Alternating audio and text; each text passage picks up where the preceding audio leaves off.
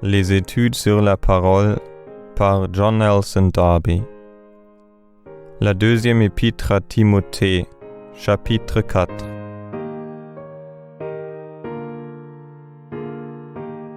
Remarquez que l'apôtre insiste, comme affaire de responsabilité, sur ce que Timothée devait se vouer à son ministère avec d'autant plus d'énergie que l'assemblée déclinait et que la propre volonté des chrétiens prenait le dessus, mais sans mettre en doute que ce ne fût un devoir perpétuel de tous les temps, qu'ils fussent heureux ou malheureux. L'apôtre, ainsi que nous l'avons déjà vu, parle de deux époques différentes. Il parle du déclin de l'assemblée tel qu'il avait déjà lieu, puis d'un état encore pire qui était à venir. L'application spéciale de l'exhortation que nous trouvons ici se rapporte à la première période. Insiste en temps et hors de temps, dit l'apôtre, car il y aura un temps où ils ne supporteront pas le saint enseignement, et ils détourneront leurs oreilles de la vérité et se tourneront vers les fables. De quelle manière positive et avec quelle clarté l'apôtre nous présente ici la chute de l'assemblée. Sa déchéance au temps d'alors n'était à ses yeux que le commencement du mal, qui, au jugement que l'Esprit lui faisait porter, devait progresser vers une chute encore plus complète, alors que, tout en ayant le nom de chrétien, l'ensemble de ceux qui porteraient alors le nom de Christ ne supporterait plus le saint enseignement du Saint-Esprit. Quoi qu'il en fût, l'apôtre voulait que Timothée travaillât avec patience, diligence et énergie, aussi longtemps que les chrétiens voudraient écouter. Qu'il fût sobre, qu'il endurât les souffrances, qu'il cherchât les âmes encore inconverties, c'est une grande preuve de foi quand le cœur est chargé du poids de l'infidélité de ceux qui sont au-dedans, et qu'il exerça en plein son ministère, trouvant un motif de plus en ce que l'énergie apostolique disparaissait de la scène. Verset 6. Mais il reste encore une chose à remarquer au commencement de ce chapitre. La plénitude de la grâce, cela est clair, ne caractérise pas cet épître. L'exhortation de l'apôtre à Timothée est devant Dieu et le Christ Jésus, qui va juger vivant et mort, et par son apparition et par son règne. Nous l'avons déjà dit, l'apparition de Jésus est en relation avec la responsabilité. Sa venue a pour but de nous appeler auprès de lui en relation avec nos privilèges. Ici, il s'agit de la première de ces deux choses, non pas de l'assemblée, ni de la maison du Père, mais de Dieu, de l'apparition et du royaume. Tout ce qui est en relation avec la responsabilité, le gouvernement, le jugement, est rassemblé en un seul point de vue. Mais l'apôtre ne touche pas plus ici qu'ailleurs dans cet épître au sujet de l'assemblée. Au reste, l'assemblée comme telle n'est pas jugée, elle est l'épouse de l'agneau. Les individus sont jugés. La chrétienté qui emporte le nom et la responsabilité, et cela nécessairement tandis que l'Esprit Saint est ici-bas, est jugée. Nous en sommes avertis dans ce qui est dit à Éphèse, Apocalypse chapitre 2. C'est même là que commence le jugement. C'est l'assemblée envisagée comme maison, non comme corps. La part de l'assemblée et même de ses membres comme telle est la grâce et non le jugement. L'assemblée va au-devant du Seigneur avant qu'il apparaisse. Ici, l'apôtre parle de l'apparition de Jésus et de son royaume. C'est comme étant déjà entré dans sa gloire et revêtu de l'autorité du royaume qu'il jugera. La présentation de l'assemblée à lui-même met et comble à l'œuvre de la grâce à son égard. Quand le Seigneur apparaîtra, nous apparaîtrons avec lui en gloire. Mais cette gloire sera celle du royaume, comme on le voit dans la transfiguration. Et le Seigneur jugera les vivants. Il maintiendra l'autorité de son royaume comme étant d'un nouvel ordre de choses, pendant longtemps, et le jugement s'exercera, le cas échéant, pendant toute la durée de cet état de choses, car un roi régnera en justice, le jugement étant réuni à la justice. Avant de remettre ce royaume à Dieu le Père, il juge les morts, car tout jugement est confié au Fils. En sorte que le royaume est un nouvel ordre de choses, établi par son apparition, et dans lequel le jugement s'exerce. Le royaume est fondé quand Satan est exclu du ciel.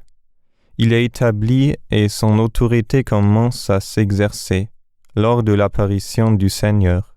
La conscience que ce jugement va s'exercer donne son impulsion à l'amour, dans l'exercice du ministère.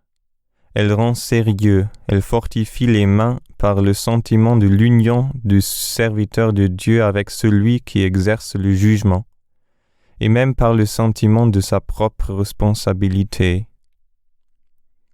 L'apôtre présente son prochain départ comme un nouveau motif pour engager Timothée à accomplir pleinement son service, et son cœur s'épanouit dans la pensée de ce départ.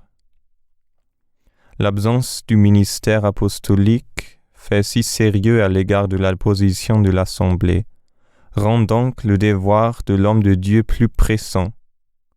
Comme l'absence de l'apôtre était un motif pour que chaque fidèle travaillât à son propre salut avec crainte et tremblement, elle est aussi un motif pour que celui qui est engagé dans l'œuvre se dévoue plus que jamais à son ministère, afin de remplacer autant que possible l'œuvre apostolique par le soin qu'il voue aux âmes et par l'enseignement de la vérité qu'il a apprise.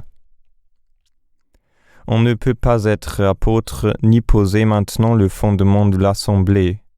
Cette œuvre est déjà faite.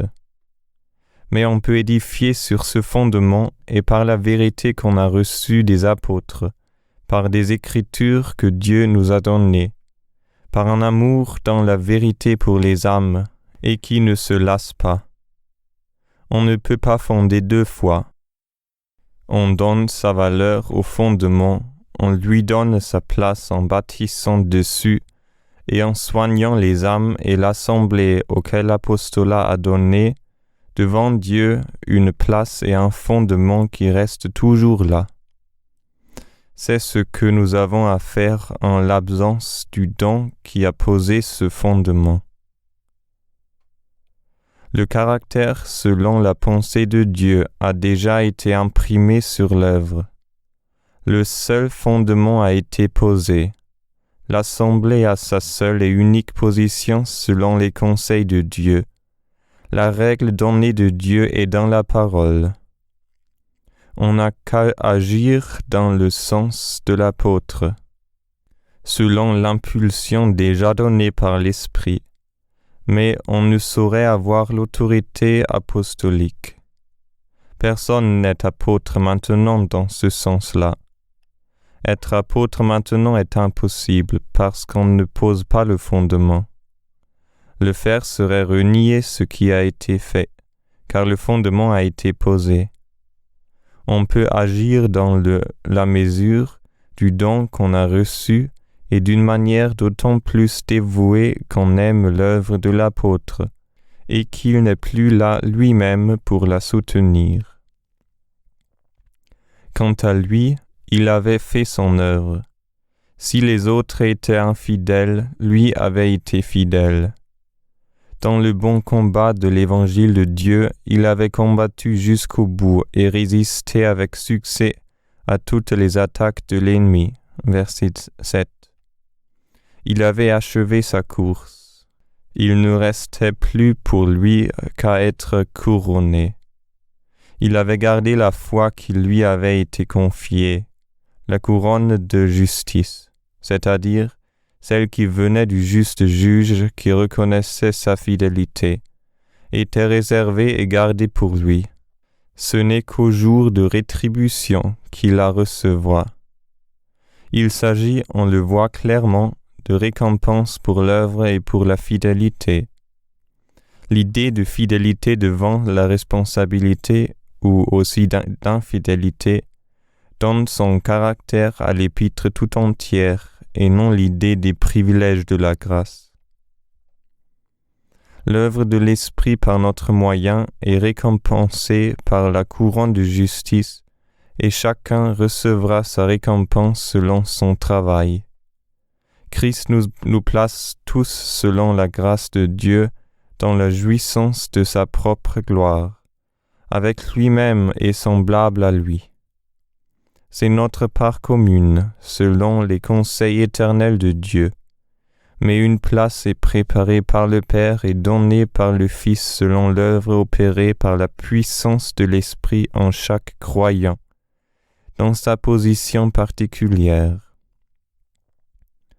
Ce ne sera pas Paul seul qui recevra cette couronne de juste juge. Tous ceux qui aiment l'apparition de Jésus apparaîtront avec lui dans la gloire qui est personnellement destinée à chacun, et dont chacun sera revêtu lorsqu'il apparaîtra. Détaché de ce monde, sachant que c'est un monde pervers et rebelle, sentant dans son cœur le poids du règne du Satan, le fidèle désire l'apparition de celui qui mettra fin à ce règne, à la rébellion, à l'oppression et à la misère, en apportant dans sa bonté, quoi que ce soit par le jugement, la délivrance, la paix et la liberté du cœur sur la terre. Le chrétien aura part à la gloire du Seigneur quand il paraîtra, mais ce monde aussi sera délivré. On remarquera encore ici qu'il ne s'agit pas des privilèges de l'Assemblée comme telle, mais de la rétribution publique qui sera manifestée quand Jésus apparaîtra à tous, et de l'établissement public de sa gloire. Le cœur aime son apparition, non seulement parce que le mal est ôté, mais l'apparition de celui qui ôte le mal. On voit dans ce qui suit quel progrès ce mal avait déjà fait et comment l'apôtre compte sur l'affection individuelle de son cher Fils dans la foi. Il y avait probablement de bonnes raisons pour le départ de plusieurs, certainement pour celui de quelques-uns. Mais il est certain que la première chose qui se présente à l'esprit de l'apôtre est le départ de Démas pour des motifs purement mondains. L'apôtre se sentait isolé. Non seulement la masse des chrétiens l'avait abandonné, mais ses compagnons d'œuvre s'étaient éloignés.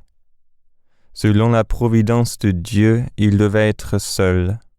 Il prit Timothée de venir bientôt. Démas l'avait abandonné, les autres l'avaient quitté pour divers motifs, quelques-uns de ceux envoyés par lui dans l'intérêt de l'œuvre. Il n'est pas dit que Démas eût cessé d'être chrétien, eût publiquement abandonné le Seigneur, mais il n'avait pas assez de courage pour porter la croix avec l'apôtre. Au milieu de ces peines, un rayon de grâce et de lumière brille à travers les ténèbres. La présence de Marc, dont Paul avait dans le temps refusé le service parce que Marc avait reculé devant les périls de l'œuvre au milieu des gentils et s'en était retourné à Jérusalem. Il la désire maintenant parce que Marc était utile pour le ministère. Il est extrêmement intéressant de voir, et c'est une preuve touchante de la grâce de Dieu, que l'affection de l'apôtre et l'œuvre de grâce en Marc se réunissent pour mettre en évidence comme fidèle et utile à Paul, celui qui avait manqué et avec qui l'apôtre n'avait rien voulu avoir à faire auparavant. Nous voyons aussi les affections et la confiance se déployer dans les plus petits détails de la vie. Puissant par l'Esprit de Dieu, l'apôtre est débonnaire, intime et confiants avec des esprits droits et dévoués. On voit aussi qu'à la fin de sa vie, tout dévoué qu'il fut, l'occasion s'était présentée pour étudier, en rapport avec son œuvre, bien certainement, et pour écrire ce qu'il voulait soigneusement conserver. Verset 13. Il se peut que ce fussent ses propres épîtres. Cela a une place importante dans l'instruction scripturaire à l'égard de la vie de l'apôtre. Paul lui-même est perdu, pour ainsi dire, pour la plus grande partie, dans la puissance de l'esprit. Mais étant seul et de son racis, il s'occupe intelligemment et avec soin des choses de Dieu. Il avertit Timothée à l'égard d'un homme hostile et le met sur ses gardes contre lui. On voit aussi que l'épître qui nous occupe porte le caractère de justice, la grâce ayant eu son cours. Le Seigneur, dit-il, lui rendra selon ses œuvres. Verset 14. Il ne fait que prier pour ceux qui n'ont pas eu le courage de se tenir auprès de lui, quand il a eu à se défendre comme prisonnier. Il n'a pas été découragé. Son cœur, brisé par l'infidélité de l'assemblée, a été fermé en confessant le Seigneur devant le monde. Et il peut rendre témoignage que, s'il est délaissé par les hommes, le Seigneur lui-même s'est tenu auprès de lui et l'a fortifié. Verset 17.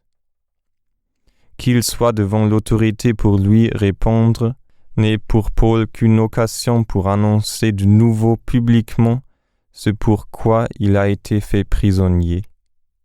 Glorieuse puissance de l'Évangile là où la foi est en exercice.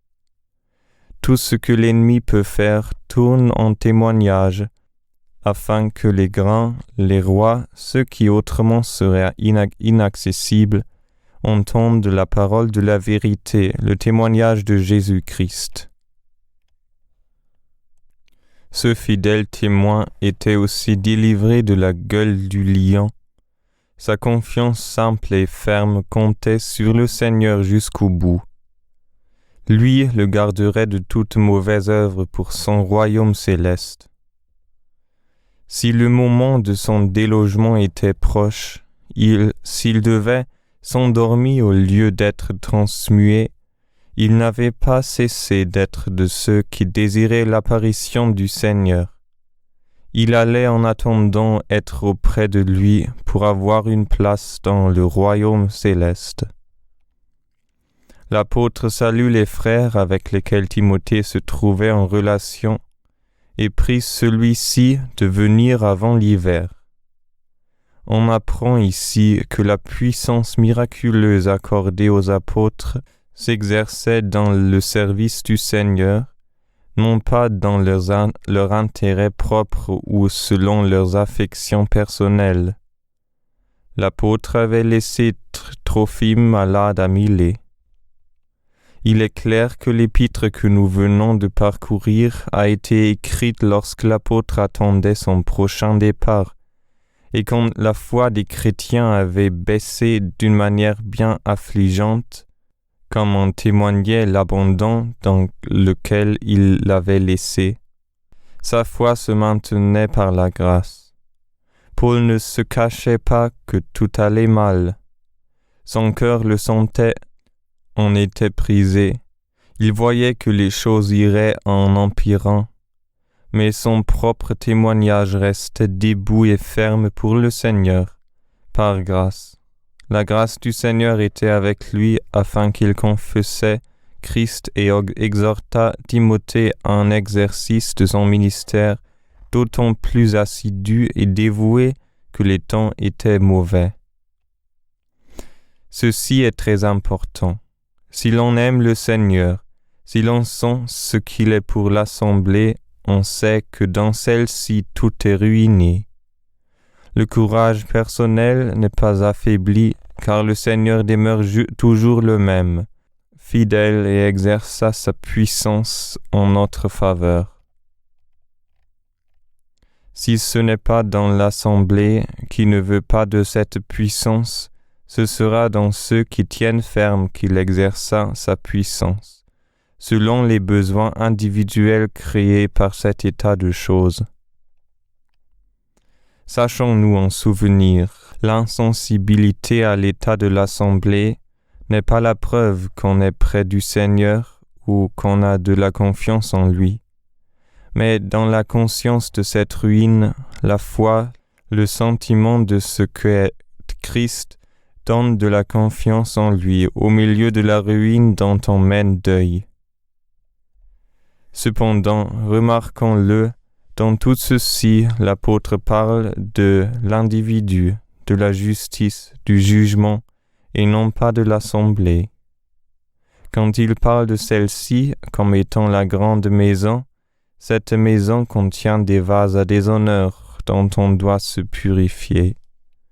Mais l'apôtre prévoyait un état encore pire que celui au milieu duquel il se trouvait, et nous en avons vu l'accomplissement. Le Seigneur ne peut jamais manquer à sa fidélité. La première épître à Timothée donne des directions quant à l'ordre dans l'assemblée, la seconde quant au sentier du serviteur de Dieu lorsque l'assemblée est en désordre et en décadence.